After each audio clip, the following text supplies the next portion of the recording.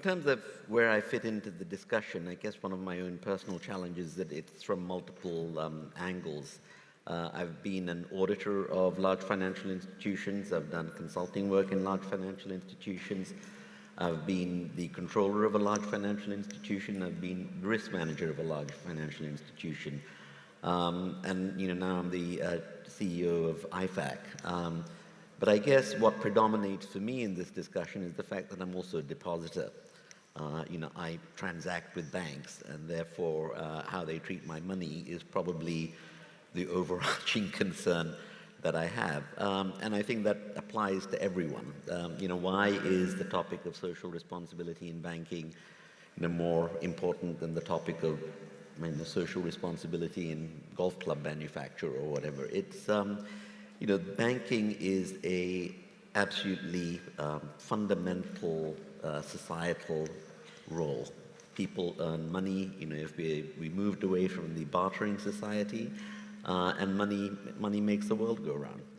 And banks have a particular responsibility of stewardship over the funds that we deposit with them and the services they provide to us. So I guess that's where I come at it. Yeah. Sami? Sami, my name is Sami Almedal. I'm CEO of JAK Membership Bank, and it's an alternative bank that you can't loan more than you have saved in the bank. So in a way, we take money from the market, and we also have political views on how the growth in the world in an endless planet looks. And it's a membership bank, and it means we got 39,000 Swedish members, and each have one vote. And we love accountants. I got this badge out in the corridor, and There's also alternative what he wears on his badge. yeah, but because we discuss with them how to keep up with the regulations, how to interpret them, and how to report to the financial inspection. And in the end, the accountants help my members knowing and feeling that the bank is well run, that we fill up all obligations we have promised, and that we can handle the members' money. It's interesting that you talk about being an alternative bank, because in many ways that still sounds unusual in our vernacular, because banks have been so predictable and conservative, and I've probably offended every banker in the room. But it is interesting, isn't it, that when we think of banks, we don't naturally think alternate. No. It's not been a culture in its history, has it? No, that's true, and I think that depends on the view of money. As Fayez was into, it's not. We don't view it as a commodity. No. You shouldn't trade in money, because money is an enabler. It enables us to change services and products with each other. And JAK was founded in Denmark in the 30s, when the farmers couldn't get loans from their ordinary banks. And they had to go together and to raise the money to continue develop their businesses. And that's fundamentally, it's a criticism of interest, because part of the interest is profit, and that profit has to come from somewhere, and you have to work to get it. So it's a criticism of that. Yeah, and that whole issue of the concept of money and how it's seen and the empowerment of it, you come also from an interesting perspective. Yeah, indeed, and you asked a question at the outset. Thanks very much for that, Alex. Where do I fit? And it's sometimes it's a challenge. I'm British born, but I left the UK in 1988, and very soon afterwards, having been trained and educated as a conventional banker and worked for 3 major banks around the world, I actually moved to Malaysia and discovered Islamic finance almost by accident, and very soon thereafter converted to Islam and found myself not only consulting on Islamic finance, but setting up 2 Islamic banks in Malaysia, and also the first Islamic bank in China. Later on in life, I now found myself running the only university in the world which is dedicated to education and Islamic finance. So that's, in a nutshell, why I'm here. But the question you're asking about its relevance in terms of the the current scenario, the current question, social responsibility in banking, is that Islamic finance is in effect for everyone.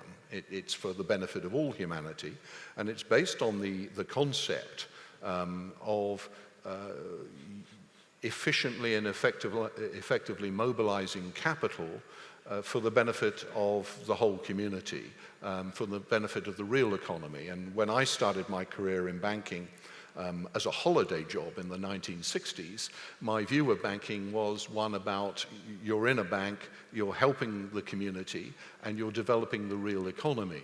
And some of the things that Stefan was just alluding to, Islamic finance actually shares those values in terms of it is about the community, it's about the concept of sharing of risk, it's not about money as a commodity, it has no value intrinsically, it's about the trade, it's about the real economy, it's about building and making things for the benefit of all humanity. Just on the issue of you said you then decided to move into Islam yourself. Was there a particular moment, just out of interest, that you said, I'm definitely going to do this?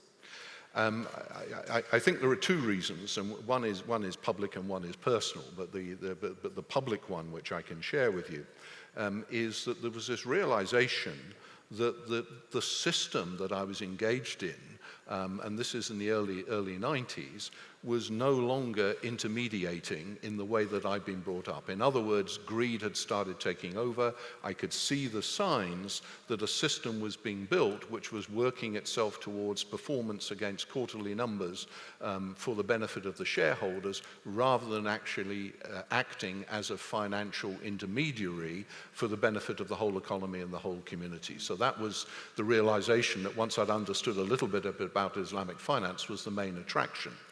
The second reason, which is private, is that I met a Malaysian and I fell in love and I converted to Islam. But both happened at more or less the same time. And don't push me on the falling in love aspect. Well, there's always a romance in a banker's life somewhere. Well, there has to be. Alberto, your perspective of where you fit into our conversation. Yeah, I am. My job has been for 10 years head of research of a bank, of a cooperative bank. Then I moved to consultancy as CPA. And I just work for a big consultancy firm as support for banking projects from the strategic and legal point of view. Then I'm working now as president of the internal committee of a bank, a cooperative bank too, in Milan. And my job is, to control risk management, compliance, audit, all these activities, but especially to move, to press the bankers in doing better their job. I mean, our mission is to give trust to them in a context where the normative framework is changing very, very fast and is a heavy burden on their activity. So we have to open a new light on a different way of doing banking in Europe, generally speaking, and moreover coming back to the origin of a good banking activity that is always a social activity. So we have to come back to the past, rediscover a way of doing banking more ethical, more social responsible, in which the social activities could reduce the risk for the banking activity. That's very important. And of course, when we talk about governance, social responsibility and all of those, we can all very quickly define those terms. But in reality, the older and generally the more wiser we get, the more we realise the focus is on how you build a culture around that and how well you can embed that thinking from the top down.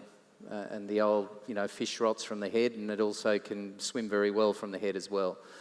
So, Fayez, just on this issue of social responsibility and governance around the topic in the profession, we have, of course, IFRS on its merry way and has its issues at different times.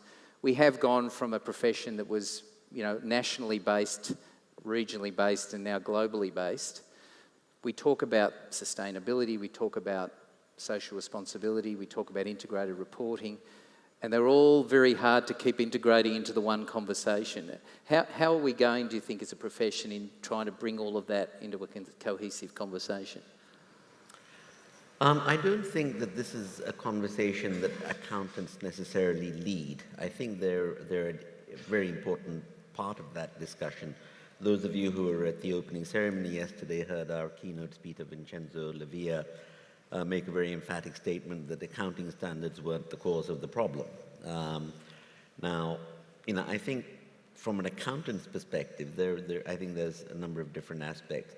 One is, as accountants, we are first and foremost people and members of a community and a society, and we make our own choices in terms of what we view as the role of banks. I can tell you personally, I do my banking with a credit union, the equivalent of a community bank.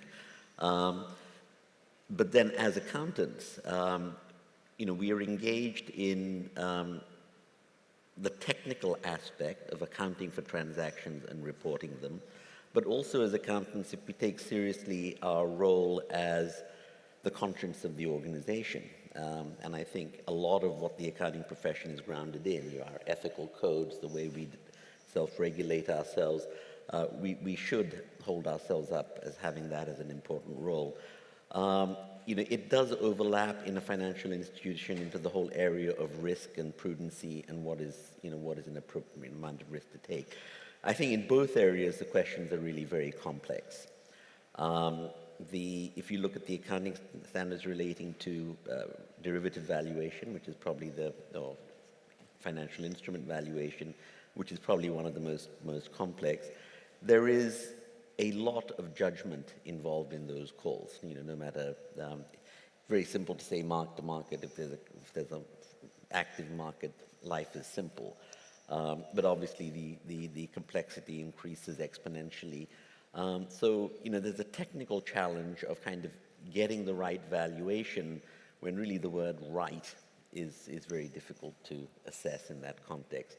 I think, if you also then take the accountant's role as being one of the conscience of the organization and to try and be a steward who provides the check and balance over the business-driven profit motive, the certainty of your case is an important factor in how strongly you make that case. So if you're a controller and you're telling your CEO that this is not prudent, you can make that case with confidence when you have absolute confidence in the numbers. When the numbers you're presenting are subject to the inherent uncertainty and in valuation, etc., it's putting a lot of pressure on an accountant as to when do you say enough and when do you say okay. Much easier in a manufacturing entity or something like that, and that's where it really goes into that risk area as well, because the accountant, just by simple virtue of doing those valuations and knowing the inherent uncertainty in it, is also de facto overlapping into the area of what is the risk and how much risk are we taking as an entity, and should I, how loudly should I make my case that we are taking excessive risk. So I think it imposes all sorts of challenges for accountants, and I think it's still very much a work in progress. That's interesting. I mean, from my vantage point within the profession, I'm very keen for the profession to lead that debate, and you make the point that they're sort of within it, and I guess it's how we make that leadership contribution, given our skill set, given our strategic resource capabilities and measurement and attribution and so on. But Sammy, just in terms of the issue of how you bring social responsibility within the culture of the bank and how it lives, can you give us a sense of how that works? Well, we got 39,000 members all over Sweden, and of course they meet annually, a year to decide what's happened and not. And under the year, they can make suggestions for what the organization should do or should not do. Of course, sometimes we acknowledge them, and sometimes we can't do them because of regulation or if it doesn't fit our profile, and then they vote about it. And we got, for example, every member, we got 10 weeks a year when a member can come to the bank and practice on all the departments, from IT, loan and deposits. They can sit in my room and listen to me for a day if they want to, but as someone said here before, there's just meeting and meeting and meeting and regulations and papers for a CEO. So we got 10 weeks of practice. We have, well, a lot of our goals are to inform and educate, not necessarily have a view, but to educate them about economy and how things fit together, both in Sweden, both local, in their local economy, as well in the regional and as well in the national and in the global. We don't tell them what to think, because we only have one opinion, and that's the one about interest. But we take up a lot of other subjects and hope that our members themselves will put the pieces together and go out and tell their neighbors and their friends and sisters and brothers that how a bank actually could be run, and how I, as a member in the bank, can take control and be informed and feel that my money is doing good, and also that my money that I don't need in a non-profit way comes to others with a need for money to invest and build something and develop their industries and factories or services. So that's a couple of things we do in the way to keep the members interactive with the organization. We have a special program for youth because of course they're the next borrowers in the bank. You know, kids between 18 to, in Sweden, 29, 30 something. They will come around when there's time for house and stuff. So there are dedicated resources for them. And then we got a big program where we invite about 100 members 2 times a year to a big school. And there's a little bit like this, a lot of seminars in what a cooperative is and how you do this and how you do that.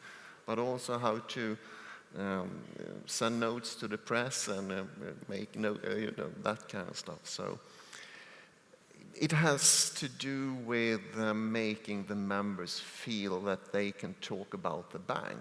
Usually, in a situation like this, I would have answered IFAC that, well, I can send one of our members. But sometimes organizations want to talk to the CEO and see his or her perspective on the organization and not the organization itself. Yeah. But that's one way we do it. Well, it's an interesting perspective, because when we talk about governance in the modern era, none of us are short on policy documents on governance, but again, how does it live? And it's in its most simple form. Are you having the right conversations within and outside your organisation to get the best information that's going to allow you to be comfortable with what's happening and that you're getting the best outcomes? And it is interesting that fundamentally many people represented here are members of membership bodies, which by its essence is not about total agreement all the time. No. IFAC, of course, would agree. but it is about airing the right issues and coming to conclusions that are fair and reasonable given the open conversation. Is that the sort of culture, Dow, that you expect and you live with? Very much so.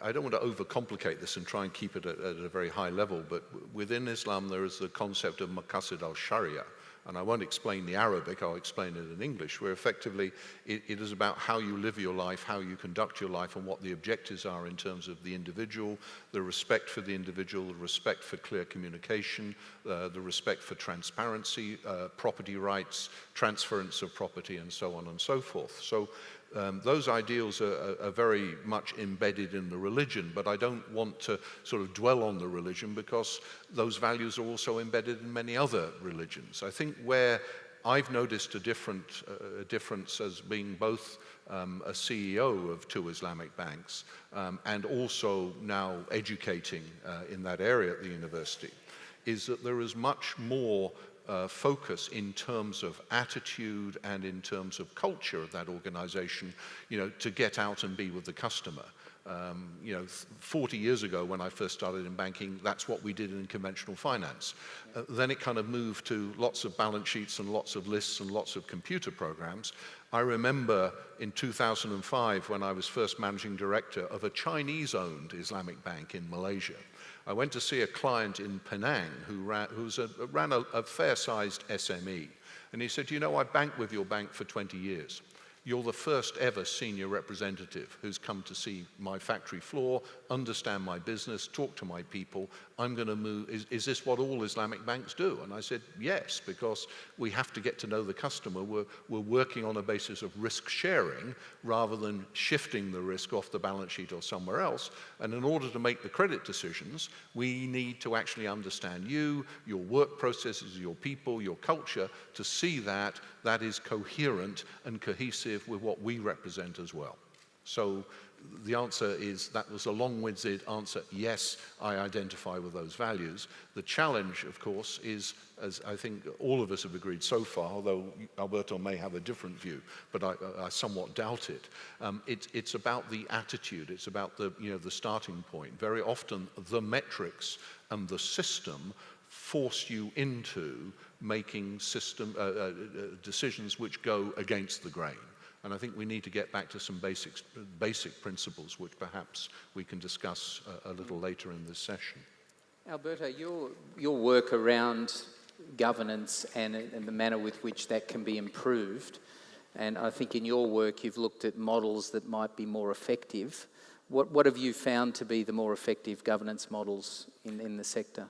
Well, I appreciate very much this moral energy. I mean that the first point for having a good governance is to have good board members. So we have good board members with a strong moral energy and a strong attitude to good banking. Well, all the governance problems could be solved in a easier manner. The second item is to have strong governance rules. I mean, we have to put in a framework what a bank should do. The third point is to have directors who accept these kinds of working. And the fourth point is to have strong credit rules in which societal and social responsibilities are embedded. Otherwise, it's difficult to evaluate a complete risk profile of a customer. So we have to change these 4 levels. And the only way is to use technology. I mean, we live in a very intense data body. I mean, banks are full of data and full of information. And we can work with this kind of continuous flow of information, all using technology and all giving a support from all directions to a different way of doing banking. So we can reduce credit risk. That's the important task. We cannot evaluate a customer only on balance sheets and on business plans. We have to participate day after day to the evolution of the business, to collect information, to give support, to change strategy, and also change pricing on different phases of the business of each customer. This is not difficult. It seems difficult, but it's not difficult with technology. We can give really new support to the economic life of our societies, giving this kind of advice. So we can change, with not so difficult items. I mean, we can do a lot for it. Now I'm going to put a question to the group now, so that anyone can answer, and we'll have a more interactive conversation. Before I do, though, I was reminded that I should have asked you or told you that if you were able to download your app, then feel free to do so and to log some questions. I have an iPad below my seat, which apparently will log the questions, and in due course I'll work off those. So if you have some questions and you've downloaded the app, then feel free to work with us on that towards the end of the session. What I'd like to do now is, particularly when I look at the cross-cultural group on this stage and in the audience, And the issue that you've raised with Islam and the difference in the cultures, and that knowing that every one of our businesses represented in this room has a place in the global market and is all trying to work out where that is on the value chain. And when you talk about your early days in banking in the Western economies, which from the reflection seem to be far more community-based than it appears now, and knowing that Western economies, I guess, have worked through a longer, more mature journey and have got to a point where perhaps they're now gridlocked by a whole series of regulations and rules, partly due to the fact that they deserve them at different points in time, and that you've got other economies that are emerging that don't have that potential gridlock in their regulations and are working in a far more free market. And how we combine that to say, well, for each of the businesses represented on this stage, how are you buying in your business into that global market, given the cultural differences? Well, let me Sure. try and start with that. And I think I'll address it from two points of view. I think one thing I'm certainly finding, and I travel a great deal, my university has students from over 85 countries, I think, now, and a number from developing countries, a number from developed countries. But as I travel and try and build partnerships and try and understand where the financial services sector is, particularly in developing countries, they are stifled by the concept of debt and actually the reality of debt. And whilst Islam per se does not forbid debt, it doesn't like excessive debt. So a concern that most people are having is certainly, which was highlighted post-crisis, was this financial economy which just leveraged debt and continued to leverage debt and continues, to keep printing money. And the reality of that is that it's unsustainable and that you need to get back to some basis which allows the sharing of the risk in order to get back to the real economy. The United States, for example, has a huge economy. Every year it raises something like $33 trillion in the capital market, which is significantly larger, at least 10 times the size of the Islamic finance market globally. But it may shock you to hear that how much of that money actually goes into the real economy in the United States. In other words, creates jobs, builds things, makes things. It's actually less than 1%. It's 0.8% of that money which is raised actually finds its way into the real economy in the US. The rest is speculative derivative trading, financial economy. So I think that, the message I'm getting from the developing world is we actually don't want to go that way, and we need to move to something which is more of risk sharing. Now, Islamic finance provides that. Certainly cooperative banking, provides that as a basis. The other way I would look at this, which in terms of the reality of my business right now, is working at the policy level in terms of liquidity and monetary policy. For the last several years now, the Islamic Development Bank and the Islamic Financial Services Board, which is the Islamic equivalent of the Bank of International Settlements, has gained great credibility and has developed financial instruments for short-term liquidity management, as opposed to buying US Treasury bills, which in effect, they've issued billions of these. And what is interesting is it's the non-Muslim world which is buying these up as short-term liquidity management tools because they're so good and so productive. And therefore, there is this growing concern everywhere about the sharing of risk and the sustainability. That this is, I think you started by saying the accountants, and I'm not an accountant, so I have to be careful what I say. But the accountants. It's okay. We've got pathway programs. You can become one. Well, I'm probably too long in the tooth for that. but I admire you. I used to work for Deloitte, but not on the accounting side. But your opening statement, where you're saying, we've done good and bad. We're accountable, but we're the victim. I think one of the areas where you've become a victim is because the data and the information that was used during the crisis was actually the economists were saying it was okay, but the economists, as you well know, don't do what accountants do, which is say 2 and 2 equals 4, or my assets equal my liabilities. The economists were saying in the middle it looks like it's balanced, but the reality was you were creating all this debt and you weren't actually looking at what was offsetting it. And an area where I think there's a great deal of discussion going on now is this sustainability accounting. It's not, I live in Malaysia, big concerns about bulldozing large chunks of rainforest in Borneo.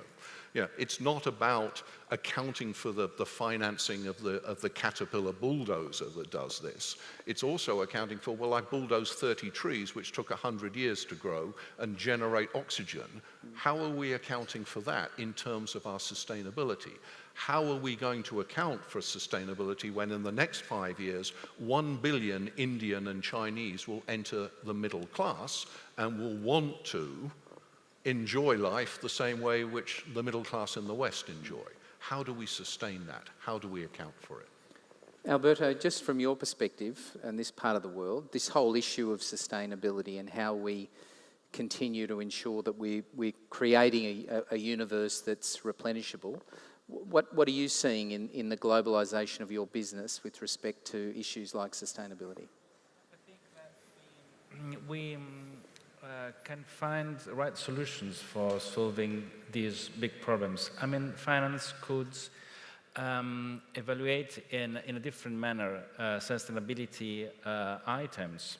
We should consider them, and we should this kind of information for developing business. I mean, business is very fast. We have to be faster than our customer in giving support, advice, and giving any kind of ideas for developing globally their business. So sustainability could be not only a marketing tool for doing better finance, but could be an advice we give to customers to reduce their risk, so our risk.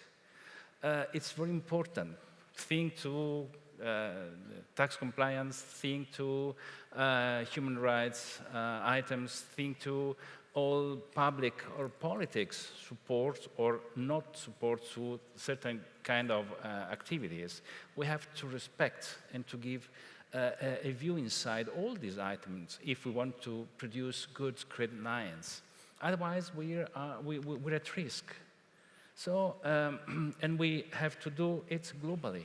We cannot forget that our customer has controlled in China or in Brazil and not consider the kind of business they are doing. And if I can put a step forward, we have to learn from other culture how to evaluate business. I think that we should consider in our boards Islamic finance director that could give a different view on the same credit evaluation, for example. We have to learn. We have to mix together different culture in order to reduce risk, to put pressures on our entrepreneurs on doing better business, more profitable business, so to reduce the risk of our credit lines. I saw you taking notes there and agreeing with some of that.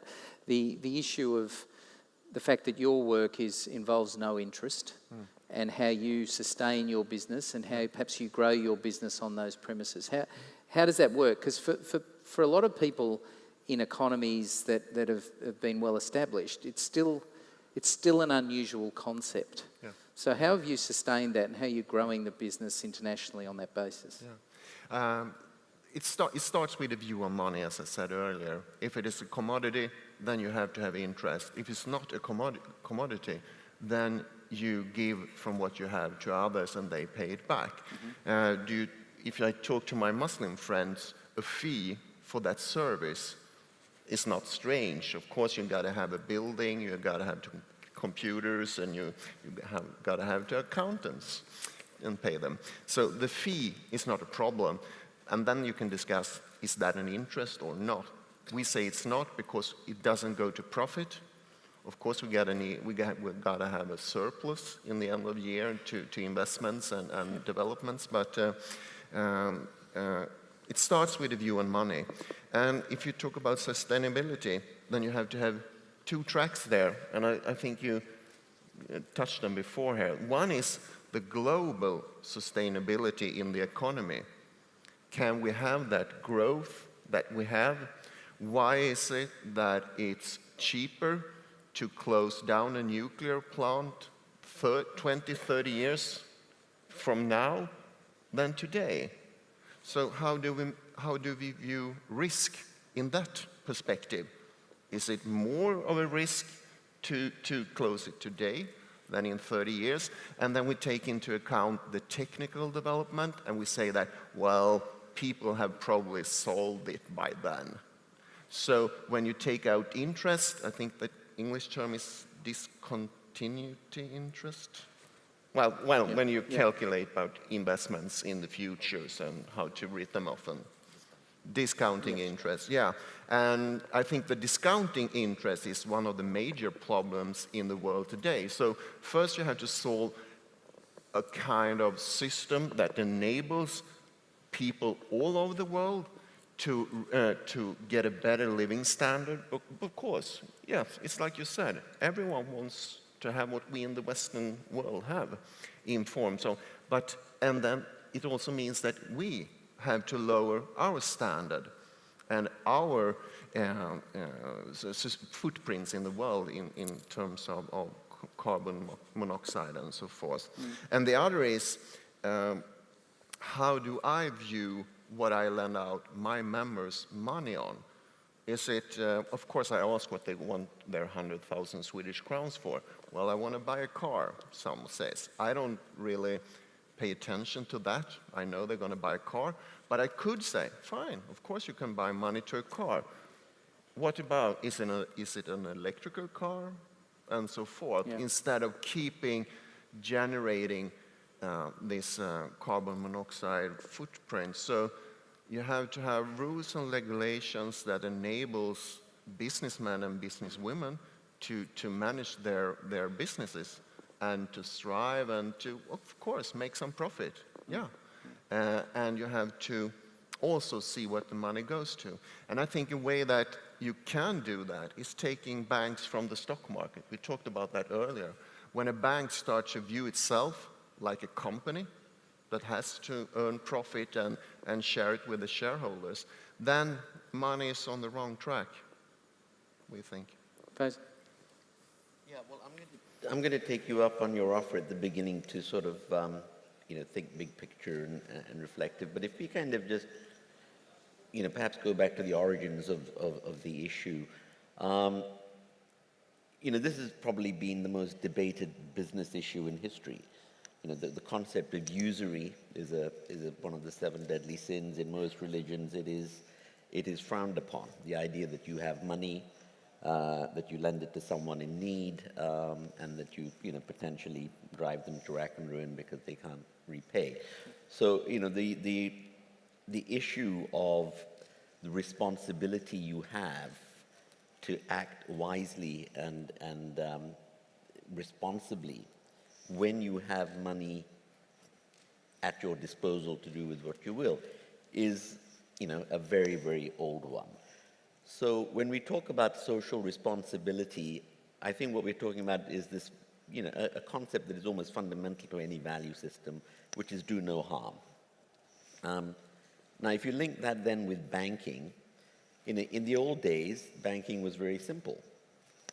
People deposited money with you, and if they needed, they borrowed from you. And in Islamic finance, it's, you share the risk. In Western finance, you charge an interest rate, which is reasonable to cover your costs and make a decent return.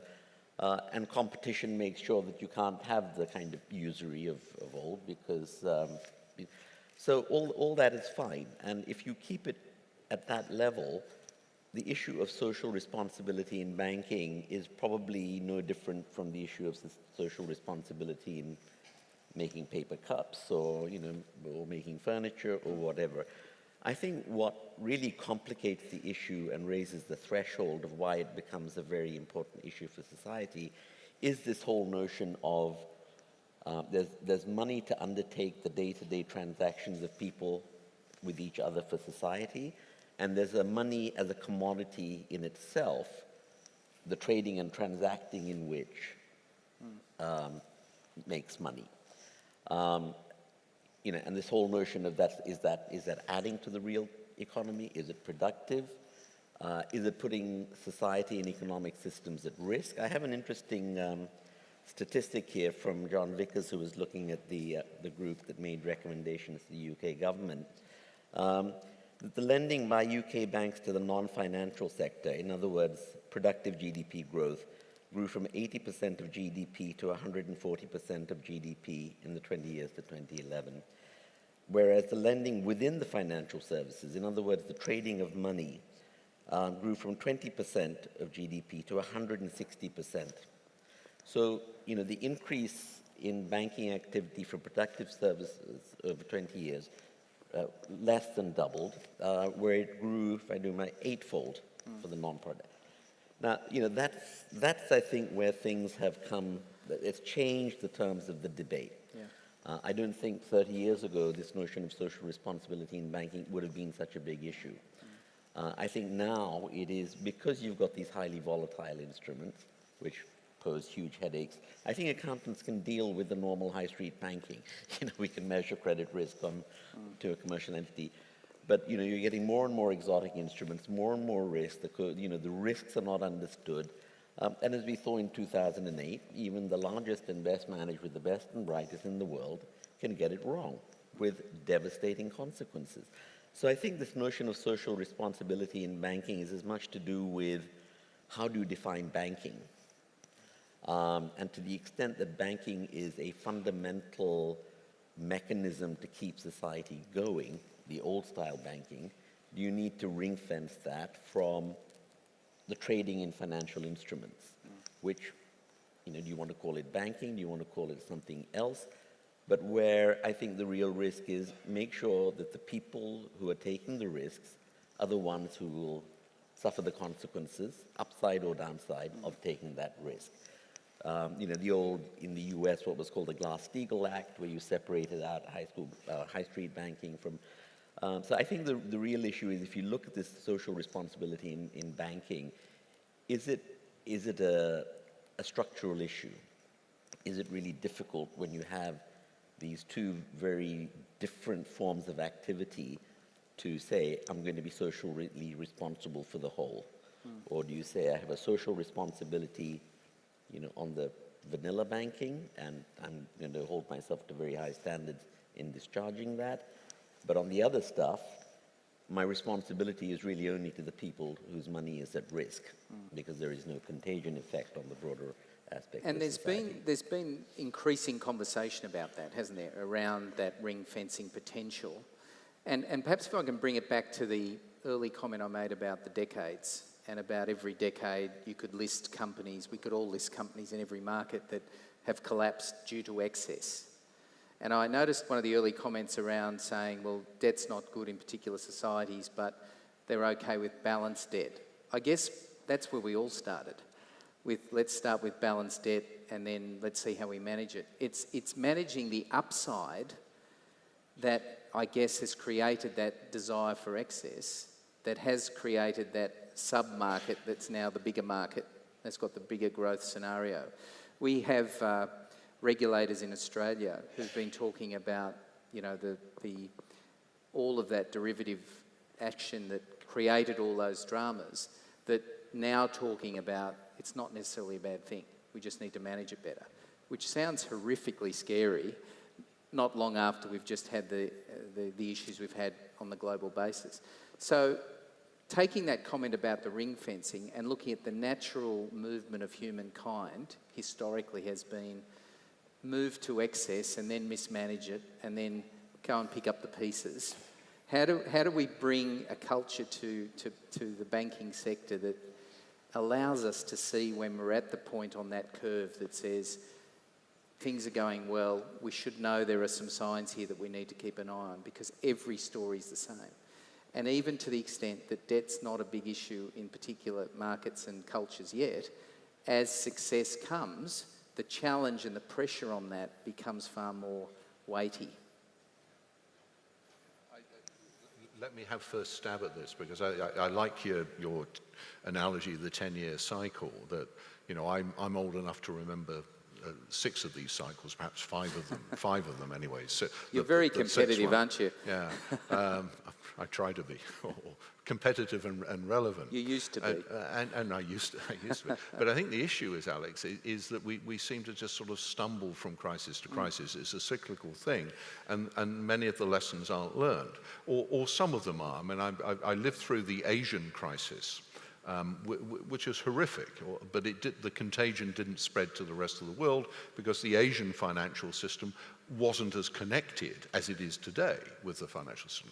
But one of the benefits of going through that crisis in Malaysia, and I was working there in Indonesia, was that regulatory reforms and the way it was thought about was actually enacted in terms of governance, in terms of regulation, so that the global financial crisis, when it occurred 10 years later, Southeast Asia, the ASEAN countries, were actually reasonably well protected and regulated, and it was not so badly impacted. So some lessons were learned there, and I think that this is a case that we have to keep our mind's eye on when times are good. We need to look at the fact that they will go bad again. So it's an education, changing the perceptions. And I certainly agree with some of the comments that Faisal was making, that, you know, this separation between, you know, the business we have to do as a bank, as a financial intermediary, is a complete no-brainer. And separating out the risk business, or what, you know, the old private banks, or the joint, not joint stocks, but the merchant banks used to do, you know, where sadly, you know, they've collapsed largely because profits were privatized, but the losses were socialized. So people ended up paying, you know, much more for the mistakes that have been made in the boardroom of the merchant banks or the investment banks. I think we have to educate there. And this is where a role for the accounting profession may come in, is that they can see some of the early warning signs, you know, because they're looking at the numbers. And I think in the plenary session today, it was the CFO of Yahoo was saying, you know, at the end of the day, it is the numbers. Yeah. You know, you can have all the debate about the theory and the practice, or how you'd like to practice it, but it's actually the numbers. So there must be some way that we can have more of the early warning signs and start behaving accordingly. But we also need to educate. You know, the ideas that, you know, Sami and his bank, and going back to, if you like, the cooperative movement and so on, getting back to the real economy and cutting your cloth according to your means is something that we do need to educate. But as I mentioned in my last burst, you know, we've got, you know, 1 billion people coming from Asia in the next 5 years who will be hitting the middle class, will have significant disposable income, much more than we have. And we've seen it in Indonesia. When I first went to Indonesia 30 years ago, GDP per capita $300, now 3,500. There's disposable income, 200 million plus people. This is, you know, these are big numbers, and they all want, you know, what the West wants. They want a car, they want their own apartment, they want to live at this standard, they want to go out and entertain. How sustainable is that unless we start, you know, readjusting the balancing mechanism? Well, I think that whole thing about your comment about the numbers, it would be folly for any of us to disagree with that in this forum. But I think it's the numbers and the culture, because it all comes down to, it seems to me, and I'm happy to be shouted down on this one, it seems to be that the cycles are about mismanaging success. And what the West has behind it is a multiple series of successes followed by meteoric disasters. And it's so damaged by it that when you see economies that are coming, when I say from nowhere, from a very lower base that's emerging, they've yet to face the challenges of success in a manner that they're not used to. And so when I look at the way in which we globalise, I'm wondering, Alberto, you talk a lot about customer relationships, whether one of those insulators is building an untouchable culture of customer relations that almost is an insulator for saying, you know, our customers are all feeling the pinch in the economy. We need to start listening to what the customers are saying. They're saying there are tough times are coming. There's a good signalling device. Is that something we need to look at from a customer base? I think that we have to work to build more resilient banks that could manage different cycles of life of customers. I mean, the problem is not the economic cycle. The problem is to be stronger in front of them. From this point of view, the relation with the customer is very important. We should, as bankers or as financial passionate, we have to invest in giving to our banks a more stronger approach to the relation with the customer, not a passive one, just to be interested more in their life. From this point of view, social responsibility could be very useful because we could assume a lot of information more than economic and financial and business plan. So we can control what's happening inside on a customer. But we do not have to search for only good customer. We have to finance all economy. We have to give an opportunity to everyone. Everyone who have a good business idea, of course. We have to take a risk. We cannot be, we cannot destroy the risk, but we have to be stronger in front of it. So the problem is not to behave ourselves in a zero risk scenario, but we should be capable to manage also very high risk, being stronger in front of it. For example, the last book of Nassim Taleb, Anti-Fragile, proposed a very interesting vision on this kind of topic. And I think that we could use it also in managing the relation with our customer in a different manner. We have to be somehow imperative on our customer to push them on taking risk in the right way, to analyze the risk with them, and also social risk, environmental risk. We should be consultants on the money we give them, and to control them, not once a year, but every day, every week. We should be in contact, but we should not be afraid of risk. We should be afraid of our ignorance of the risk. The truth is that before the financial crisis, we all knew that things were not going in the right direction. So the history, as you told, repeats itself, but we all knew it.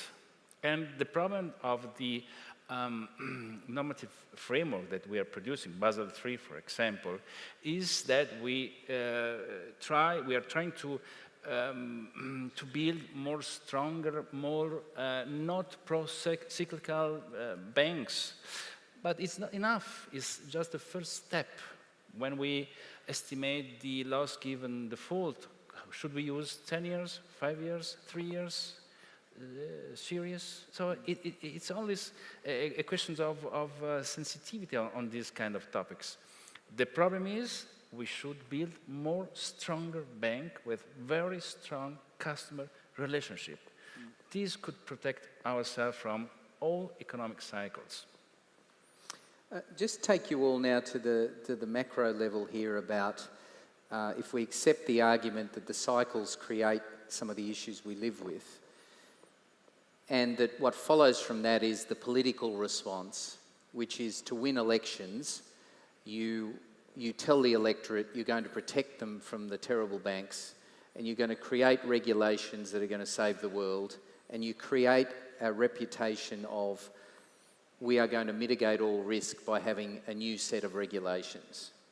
Now, that has never, ever succeeded in the history of time. So we also can contribute to that cycle, and the regulators are politically pressured to have a different relationship, not just with the banking sector, but with all sectors that provide a level of risk to society. So to that point, we're almost claiming at the electoral political level that we are going to mitigate everyone's risk and protect them from themselves. And yet we all know that the only way in which you progress as a society is to take reasonable risk. So we find ourselves in this conundrum. And I'm wondering whether the conversations that the banks and other business sectors are having with the regulators need to change. And that we need to have a much better public discourse about how our profession contributes in a different way, and rather than reacting and accepting the overlay of more regulation, to bring it to the issue of education and saying, well, what are we doing at the universities to talk about what ethics is about in real terms, and that ethics is a holistic term that includes sustainability, that includes the future? I mean, are we doing that well enough? If I could start on that, because You're about to have a burst, I can feel it. I'm about to have a burst, and I'll try and keep it short. Post-Asian financial crisis, Malaysia found itself in a very interesting situation. Yeah, A, it hadn't taken the IMF medicine and gone a completely different route and did it successfully. And B, started as an economy to start making some money. My university, my chancellor is the governor of the central bank, who's been in play since that Asian crisis. She's my boss. And one of the things she did, together with the government, was actually take note of the crisis and try to learn some lessons. So I think it is possible. Some of the things that was done in Malaysia were the establishment of INSIF, so more education in Islamic finance, but also standards were set and tested against for board directors at financial institutions. They went through an education program, they had to attend. If they didn't, they were removed from the board. Ethics became one of the conversations they had. So money was invested in this education. There was also considerable investment in financial literacy. So the banks were encouraged to have a discourse about how they, together with the central bank and the government, could fund financial literacy in terms of people understanding risk and their commitments, simple understanding, the man in the street as well as small and medium enterprise owners or mom and pop shops could understand this. And this has been remarkably successful.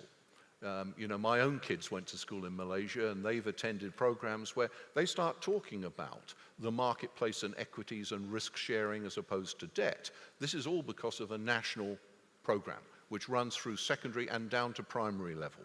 And it's been thought through. It's not perfect, but the money, the profits that were made by government and by the central bank were rolled back into these programs to say at the core of this is education. It's about changing perceptions, it's about financial literacy, it's building up good governance. And in fact, I had breakfast with a lady today at the pre-conference, and she sat on one of the corporate governance committees that the accountants have, and she was saying that the role Malaysia had played in establishing those changes was very significant because it had shown what could be done.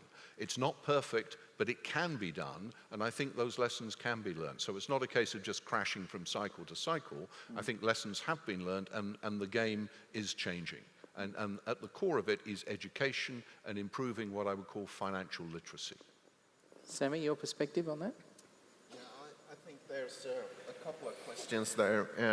One is that I guess that banks should be afraid, also accountants, of course, because they work with banks, because it's kind of not said out loud here, but the banking sector is about 70–80% too large, too big today. Most of the money are just trading money. The money doesn't help people building houses and stuff. So I think there's a major change there coming in a couple of years. And the other thing is that the sustainability and the risk sharing part of it is that it all boils down to what you need the money for. What do you want to do with it as a customer or as a member? What is it supposed to do? Yeah. It's interesting, the notion of financial literacy, because thus far I think we've been talking in terms of the social responsibility of bank management, shareholders, and the governance structure. But if you look at, in the case of the US, and there may be cases elsewhere, where you have these large organizations, Fannie Mae, Freddie Mac, whose entire purpose is to lend their credit rating so that they can borrow money at good rates, and then wholesale those to mortgage companies to allow people to buy homes. Now, you may say that's a wonderful objective because there's home ownership is a very important part of well-being, etc. But there are commentators and very legitimate and respectable ones well, specifically Raghu Marajan, who was the chief economist of the IMF and chair professor at Chicago, who says that one of the underlying reasons was not just, sort of a benevolent desire to have people, have affordable housing, but also because to keep society stable in a very capitalist society, where, as compared to, the more welfare state type of society, you are going to get huge disparities in terms of the income distribution. And to avoid, rebellion amongst the lower masses, you've got to feel them engaged and as part of society. And that's also one of the reasons why these large mortgage companies started. So you say, okay, that all might be fine, but then, where do you stop that gravy train? Because you've started it, you can't just stop it. And then you get the people who are retailing these loans making increasingly absurd mortgages, 0% interest, zero payment for 5 years. I mean, all sorts of outrageous things. And I think at that point, this financial literacy aspect does become key. Because we haven't really talked about the consumer's role. We've talked about the banker's role. It is a two-way thing. And certainly bankers have to understand that they're dealing with the entire demographic of society. Not everyone is a sophisticated, financial analyst who can work out, well, what's the interest rate I'm being charged, and, what. So I think this whole notion of financial literacy as a enabler of, or as a check and balance on socially responsible behavior by lending institutions is also important. Certainly in terms of how much debt you load yourself up with. Because I think, if you look at credit card debt, if you look at the rates of interest charged on credit cards, it's I think, just unconscionable. But, if there's a buyer, if there's a willing consumer, it's difficult in the way our society is constructed to say it shouldn't happen. But, I think the consumer needs to be educated. So that, there is this joint responsibility, if you like, to say, let's not misuse the notion of credit. I'd like to bring the annual report. I'd like to bring the annual report into this conversation, and I've often talked about the fact that I guess if you want to know where the Accountants Society's role is, have a look at the annual report. And 25 years ago, it probably had a male chairman's smoking a cigar with a glass of scotch in their hand. Things have moved on, fortunately, for all of us. But the annual report, in many ways, was simply a financial report. And today, in the annual report, one of the really the smallest sections is the financial area, in recognition that there are so many other stakeholders and issues that this entity has to relate to in the environment and social responsibility and so on. And Fayez, I'll come to you on this in particular. We live in a fraternity that is continually, incrementally adjusting their standards. We had a revolution a while back and called that the international standards, and what I call the Mr. Bean strobe light went onto the accounting profession, and we had to convert from a nationally based profession to a globally based, and in some ways have done a great job in over a decade. But it seems that we are incremental in our positioning of issues. We've got integrated reporting, which is really starting to shout out loud about some real issues about what are the priorities, what are the real capitals, what are they, and so on and so forth. Prior to that, and continuing on, is this issue about sustainability. And yet, we're having these conversations all going on with, very fast trains, all meaning well, but not necessarily in cohesion. And so I'm interested in, from all the panel's members, but first with you, Fayez, in terms of the challenge that we have ourselves as a profession to be more holistic in what the issues are rather than incremental. Am I being tough, or is it something we do have to address? I think this is something we do have to address. I mean, the problem with the financial statements are, of course, they are dictated by the reporting standards. So they're not going to address the broader issues. Now, a company can voluntarily, disclose as much as it wants and have as much of a discussion it wants in the annual report. But the question is, should there be more awareness of what constitutes good disclosure, which is what the IRC is trying to do. Yeah, but also, I guess, just taking the perspective, if we go down to just the principles of the profession was always about measurement, recording and assurance of resources. And in the wonderful days of tangible assets, that was pretty simple. We now live in a society where 80% of our resources are environmental, intangible and so on. And yet our model is still built on incremental tangible asset management, really. Do we need to pause for a moment, step back and say we need to look at this at a higher level? No, I think we do. The question is what's going to be our authorizing environment to do anything about it. And that's what I was building up to. So, before you could say anyone can do what they want, what's the problem? I think the IRC now has set some benchmarks and a framework where people actually say, well, you, company X, are not doing enough, etc., and you should, tell us more. So then the company might say, okay, now I'm going to do that. But it's a new playing field. And the question of, well, who is going to do that? The traditional roles have people to do it. So yes, the accountants traditionally for generations have reported on the financial assets and financial performance. But now we're talking not just about performance, but we're talking about the relationship of an entity. So who is the natural role in the organization to do that? So certainly, I think our view is that accountants have a very important role because we are used to reporting, we are used to that kind of analysis, we are used to the communication of performance, albeit in a financial arena, but I think we have the brain power to be able to expand our horizons. But who kind of authorizes us to do it?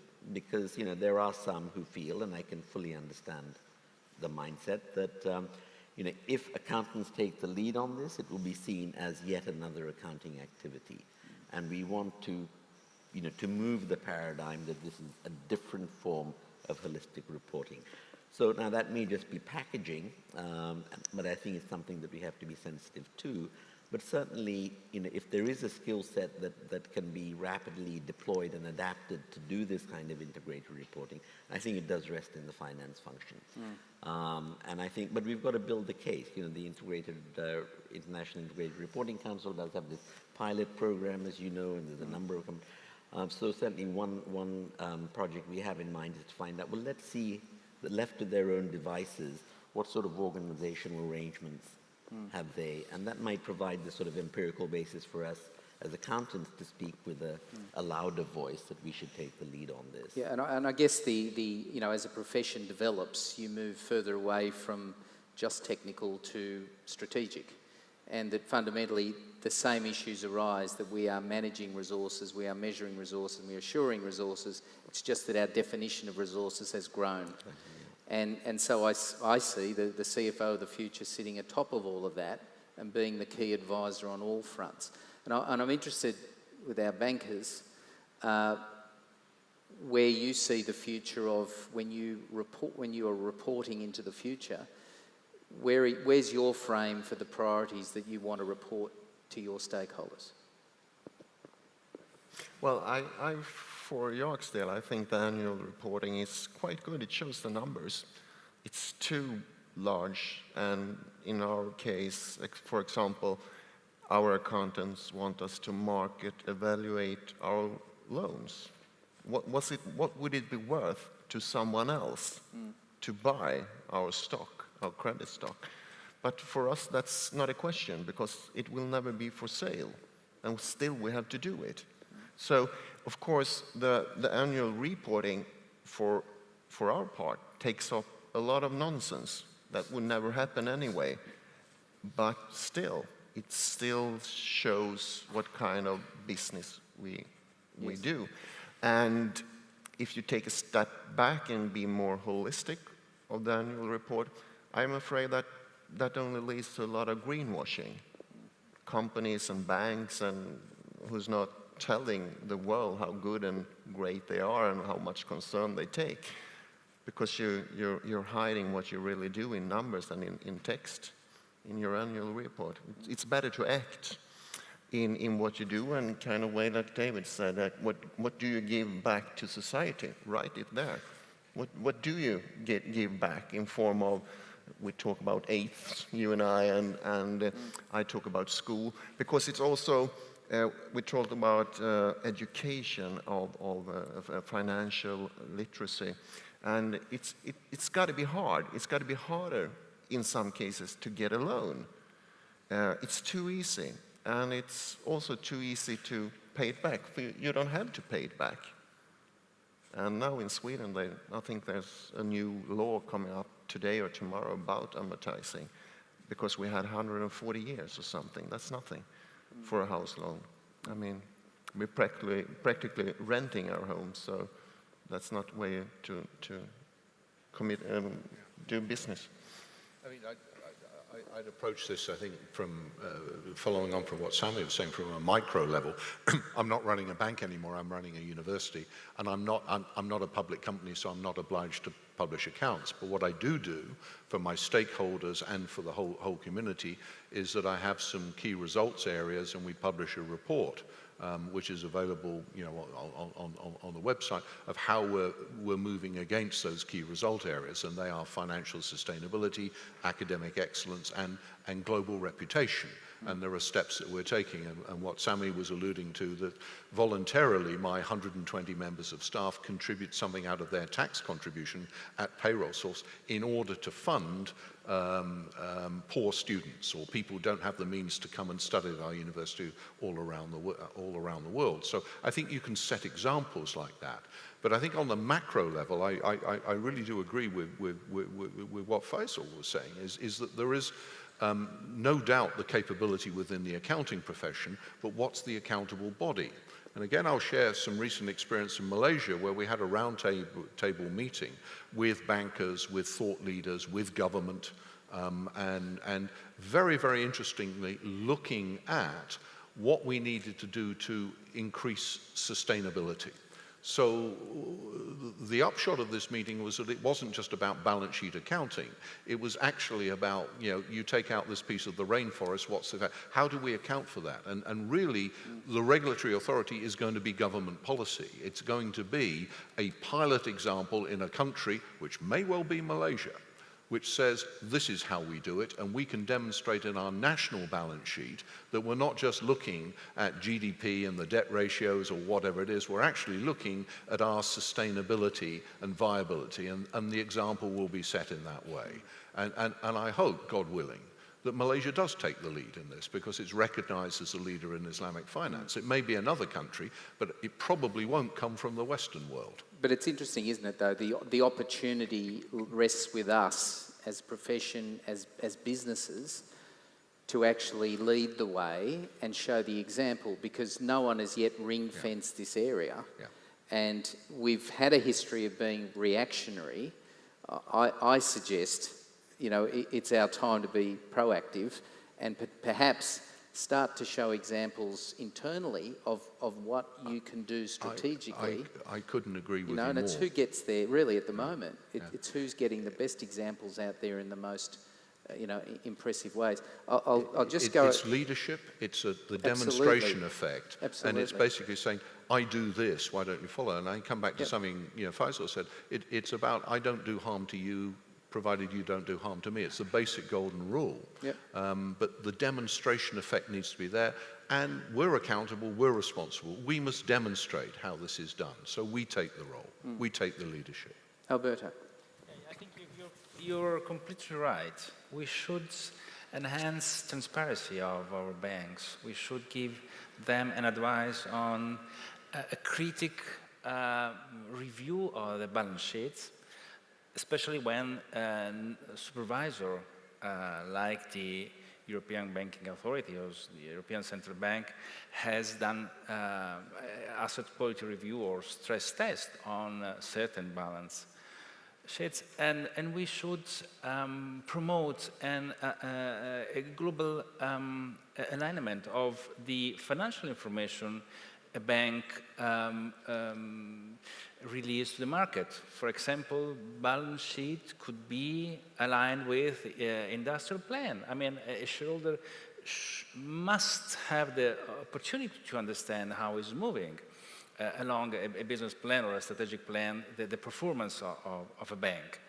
The problem is that balance sheets are always more difficult to produce. I mean, the rules we have innovate are very important, but always more for magicians somehow, for very high skilled people. And second, shareholders do not know how to evaluate all kind of information released in the financial information or on the third pillar, for example. So we should invite our banks to promote also this side of information toward the market. It's not enough to produce the balance sheet and to put on our website.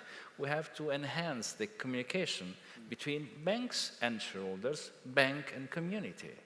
And this is a very interesting task for our profession, because we discover some green point, for example, in the balance sheet.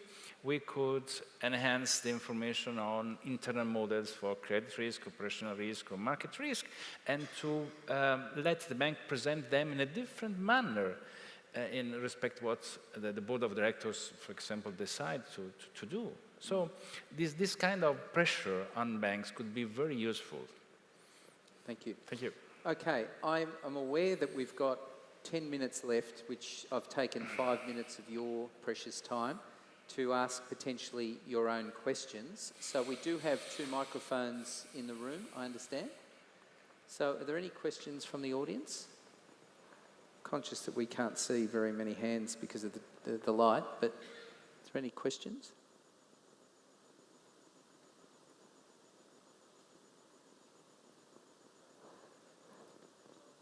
Yes, there's a lady. I think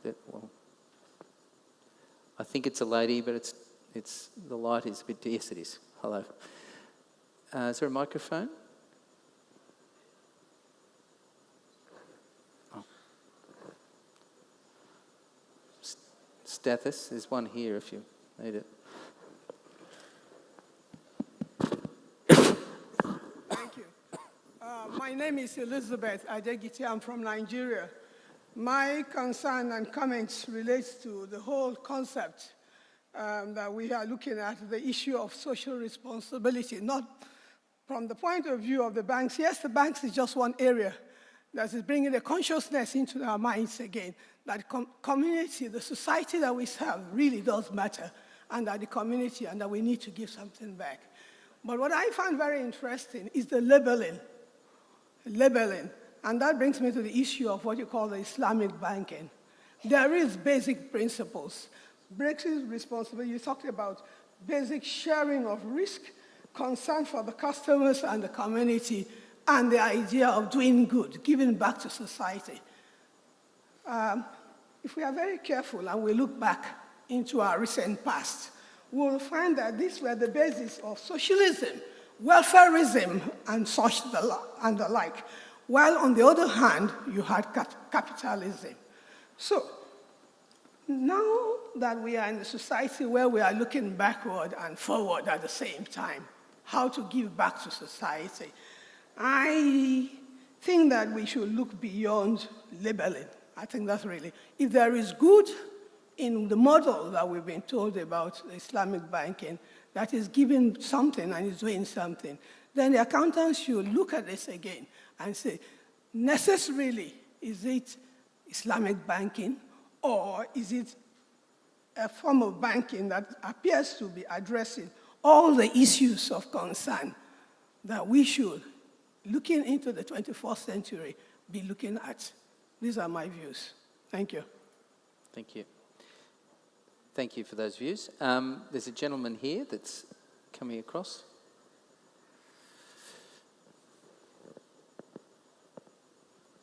My name is Ben Akabueze from Lagos, Nigeria. I have 2 quick questions. Number one is,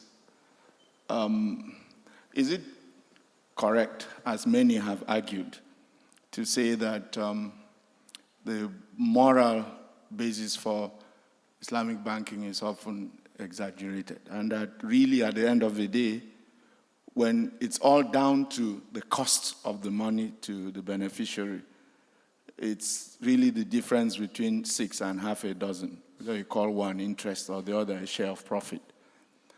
Second question is, and in that case then, shouldn't we as a group be pushing globally for some kind of, convention on what is called appropriate interest that really, tries to, eliminate exploitation of people who need, capital. The second thing also is, shouldn't the drive for sustainability include, for instance, promoting, a convention on ethical banking, ethical finance, that says banks, shouldn't finance tobacco or certain whatever, and to say, for example, those, the ones that are the usual suspects included in as non-ethical, and in which case, those who promote such businesses should only have recourse to equity, financing. Thank you. Are there any comments on that? We're short of time, but if we could get a brief couple of comments. I will comment very briefly on both, and a couple of excellent questions. I think it is, it is about values and best practices, and I do not believe, although I'm both Muslim and an Islamic banker, that it's the solution to everything. There is a good basis there, but many of the best practices in finance, have come from a variety of sources. The foundation of the first Oxford University in the 13th century, Merton College, Oxford, was founded on the Islamic concept of waqf, endowment fund, and that is the basis of English common law of trust. So it came from there. So I think best practices are traded, and long may that continue. The gentleman just asked a question, is it 6 of one and half a dozen of the other, which for English speakers, they'll understand, that nuance. But is there really any difference? The answer is, I think in the early days of Islamic finance, going back 30, 40 years, it was a Sharia-compliant wrapper of conventional finance. It was Sharia-compliant, but it looked very much like conventional finance. Why? Because there wasn't a market for anything else. I think we're now at a stage where we can start looking much more seriously, because we've got some traction, 1% of global assets are now Sharia compliant, where we can look at the more fundamental risk-sharing model and the idea of financing appropriate investments. There are Sharia indexes now where, in effect, if you invest in them, you're not investing in pornography, in arms, or alcohol, gambling, and so on and so forth. So those values are actually upheld, and they're becoming more popular. Oh, and by the way, demonstration effect, if you'd invested $1 million in 2003, in the Dow Jones Index and $1 million in the Dow Jones Islamic Index, 10 years later, you would have been $119,000 better off if you'd done it Islamically. All right.